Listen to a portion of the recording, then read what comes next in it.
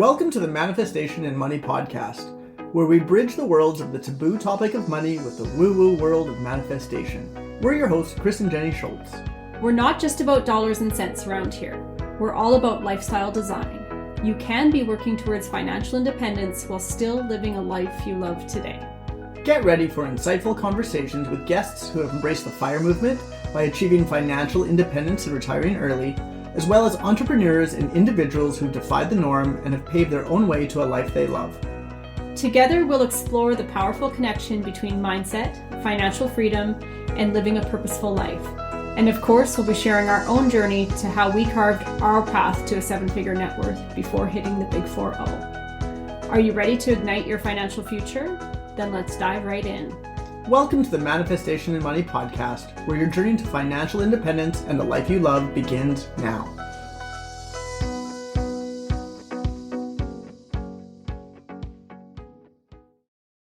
Hey, it's Jenny here, and my guest on the show today is Ethan Gregerson. Ethan is joining us today to share his impressive story of side hustle success and failures at the age of just 19. He's a commercial pilot and flight instructor. He's passionate about personal finance, real estate, and motivation. And he's here today to give you a unique approach to making money without having a college degree. Welcome to the show, Ethan.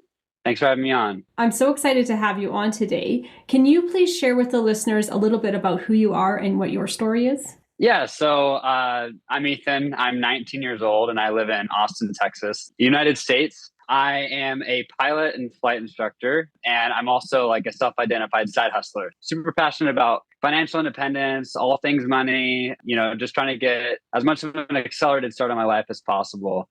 So I graduated high school last year, went straight to flight school, graduated earlier last year. I was a pilot for about 6 months or so, and then kind of decided that that wasn't my gig because of the pay and wanted to take my financial journey a bit more seriously. So jumped into getting like a real estate job, and had a side hustle called couch flipping, which I can talk more about later. But yeah, I mean, really just a self-identified side hustler, and just love anything I can do to make some money and get ahead.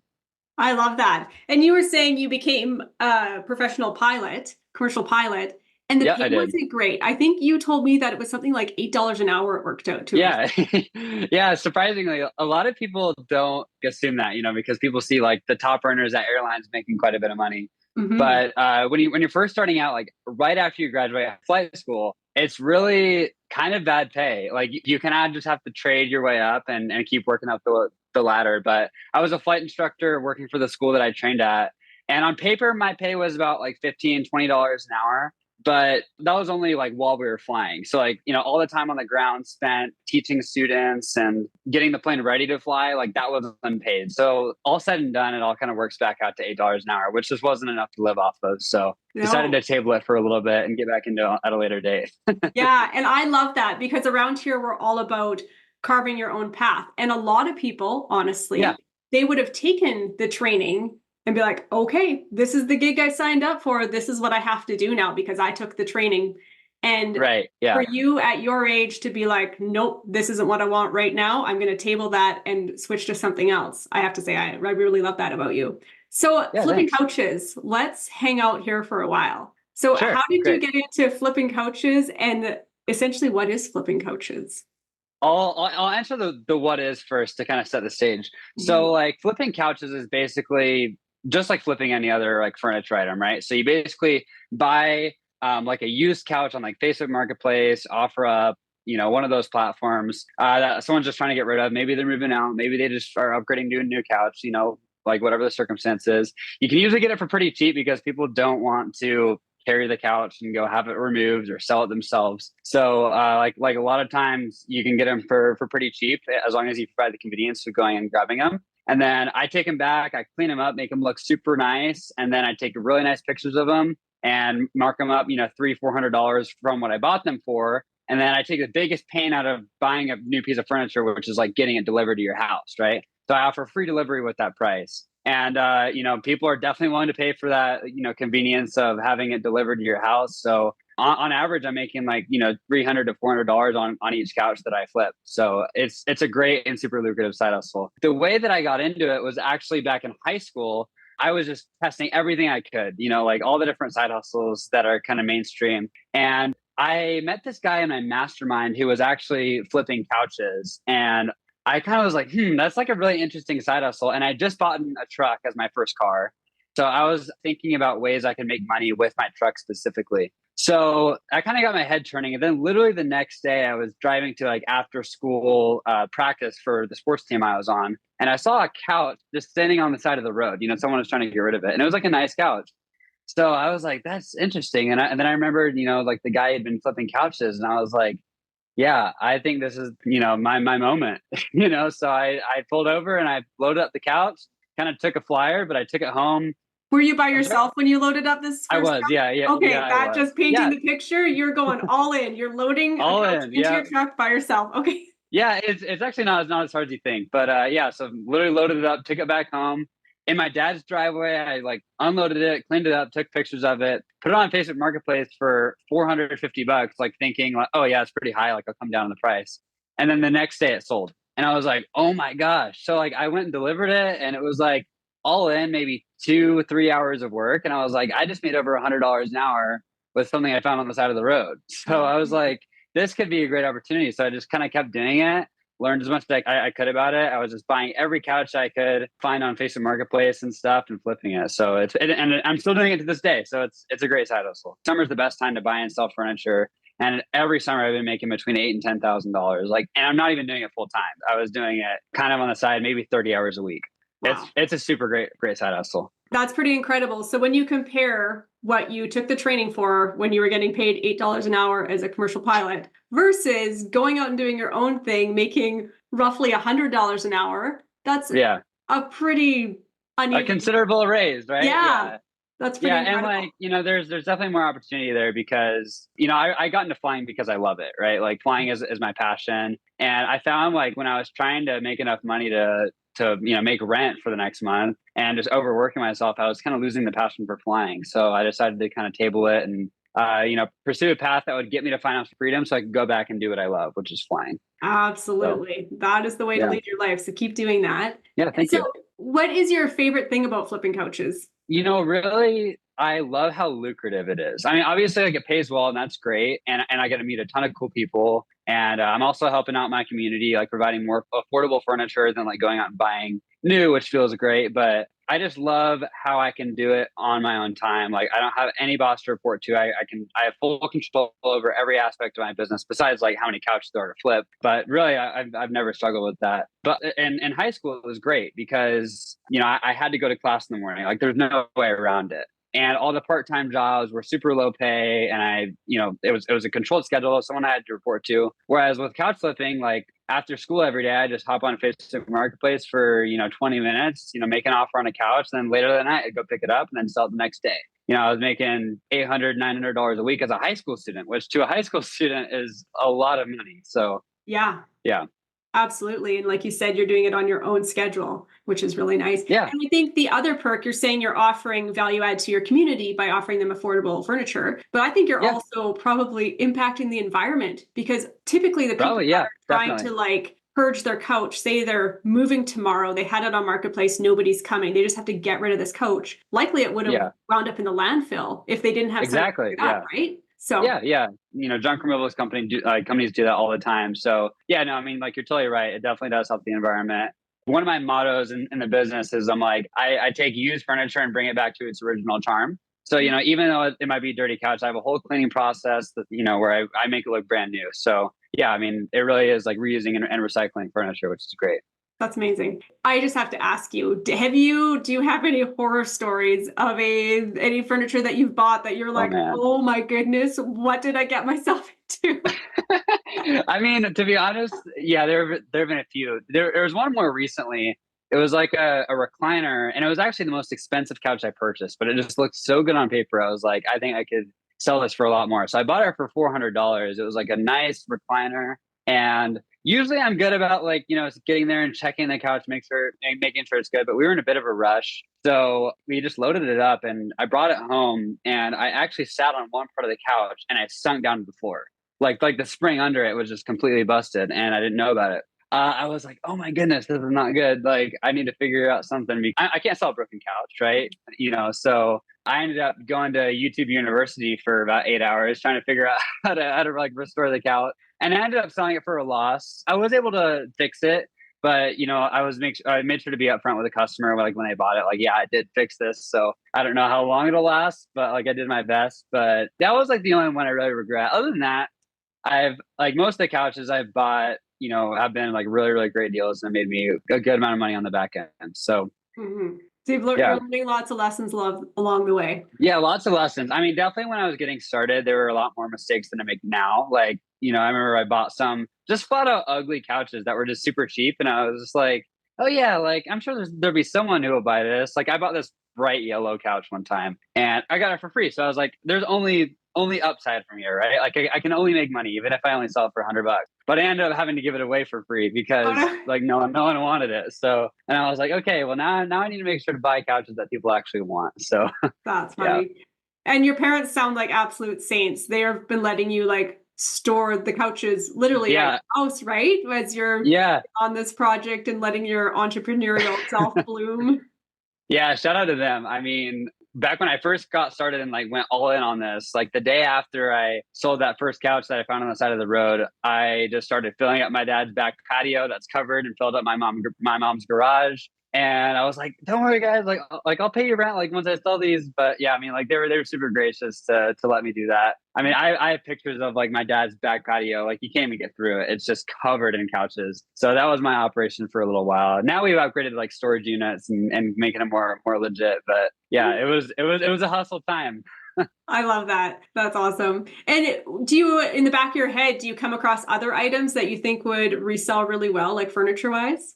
So there are other people like who flip furniture who like will buy like dressers and like refinish them, who will buy like bed frames and bed sets and all that stuff. I've dabbled in it, but I find like the best money is in couches because they just take the least amount of time and I know the cleaning process super well. And I mean, really, like a lot of the couches I buy aren't in need of a ton of rehab. Whereas, like, if you buy like a super old dresser that you need to sand down and repaint and stuff, some people love that stuff, but it's just not for me. So, I mean, couches have been my bread and butter, but I've definitely ventured into other stuff.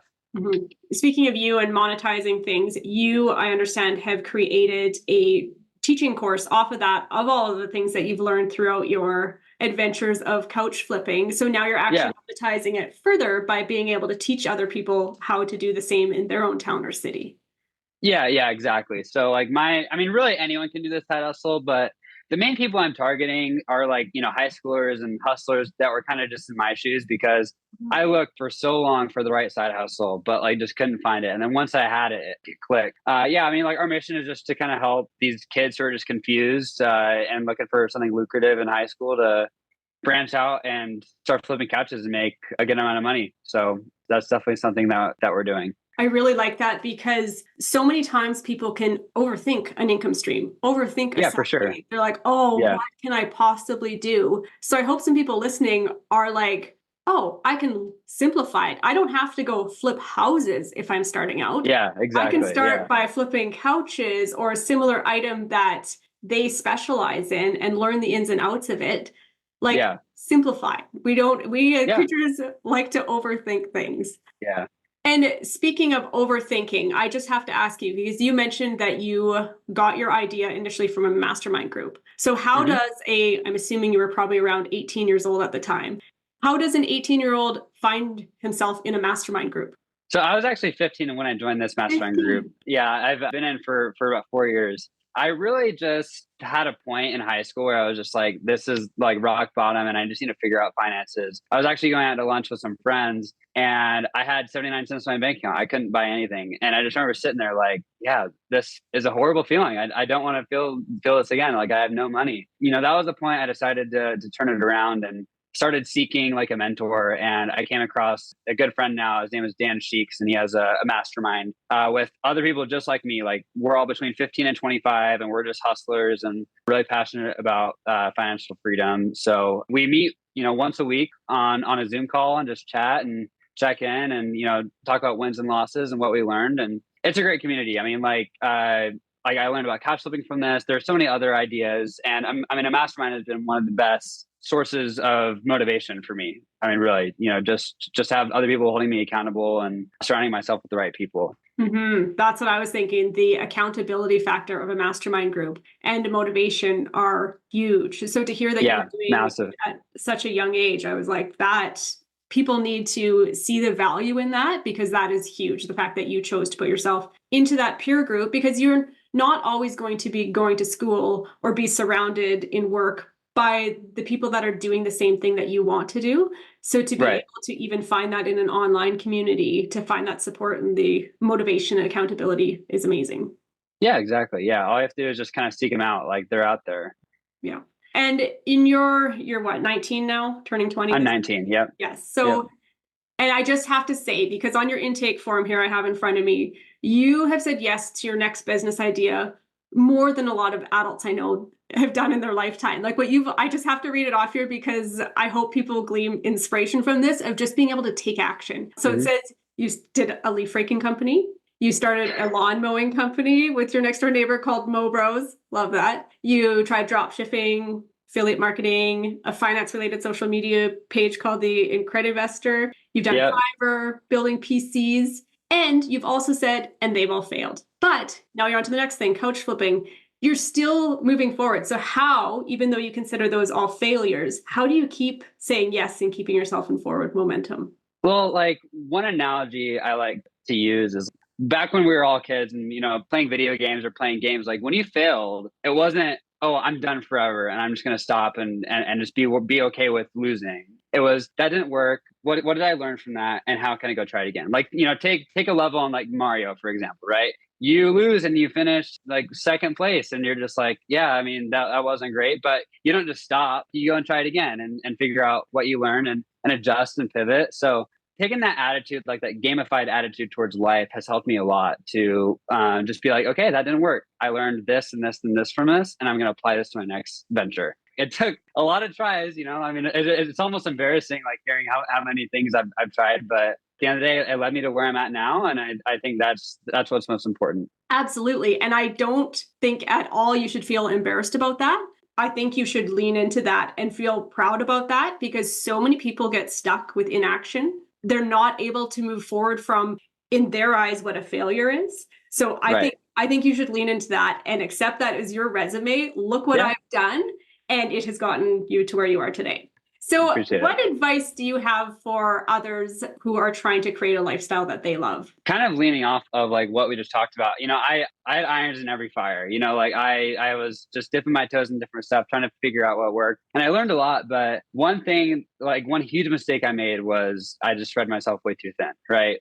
Instead of like nailing it on one thing and getting really good at it, I was like working full time, had Mow Bros, like my little lawn care company, was like leaf raking on the side. I was trying to like get into couch flipping. I had a drop shipping store. I had a YouTube channel. I mean, I had so many things going on. It was so cluttered, like up here. I was making okay money, but I just got burnt out like so fast. Like it took a month and I was just like, I'm done.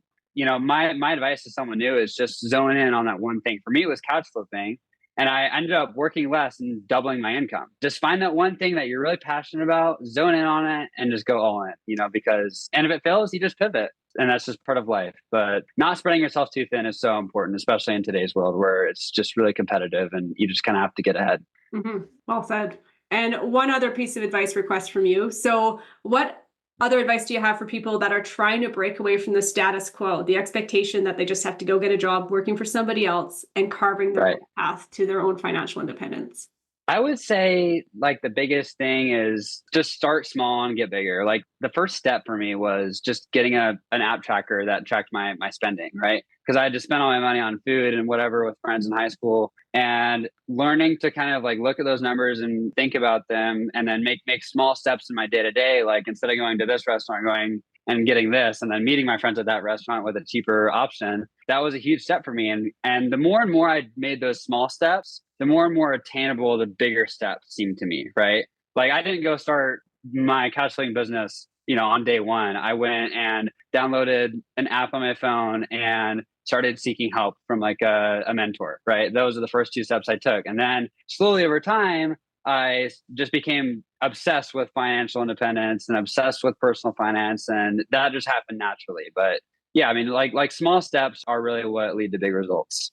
Lovely. I can't wait to see how the next decade unfolds for you. I'm sure it's going to be amazing. So where can the listeners connect with you and follow more of what you're up to? If you're interested in learning more about the custom side hustle, you can go to my website, flipcouches.com. And we have some free resources there, and you can connect directly with me, and I'm happy to talk to you about it. Or if you want to connect with me personally, I'm on TikTok, Ethan.Gregerson. I'm on Instagram as well, Ethan_Gregerson. If you want to give me a follow on there and reach out to me, I'm happy to connect with anyone. All right. That's awesome. Thank you so much for joining me on the show, Ethan. Yeah, thank you so much for having me. Great meeting you. Hey, wait, before you go, do you want to increase your income by $1,000 a month? If so, check out our free side hustle guide at www.fourleaflifestyle.com/money ideas. I'll pop it in the show notes for easy access. Thank you for joining us on another episode of the Manifestation and Money podcast. If you enjoyed today's conversation and want to continue your journey to financial empowerment and creating a life you love, be sure to subscribe, rate, and leave a review. Come follow us on Instagram at Manifestation and Money Podcast or at 4Leaf Lifestyle for more inspiration and behind-the-scenes content. Remember, your life is yours to live.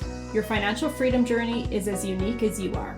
So hop in the driver's seat. It's time to create the life of your dreams.